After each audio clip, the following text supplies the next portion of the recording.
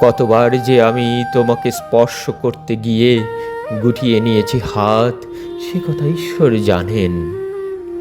তোমাকে ভালোবাসার কথা বলতে গিয়েও কতবার যে আমি সে কথা বলিনি, সে কথা আমার ঈশ্বর জানেন। তোমার হাতের মৃদু কড়া নাড়ার শব্দ শুনে জেগে উঠবার জন্য দরজার সঙ্গে চুম্বুকের মতো আমি গেঁথে রেখেছিলাম আমার কর্ণযুগল। তুমি এসে ডেকে বলবে, এই ওঠো। আমি আমি আর আমি কি শুনলাম, এমতো উল্লাসে নিজেকে নিক্ষেপ করব তোমার উদ্দেশ্যে।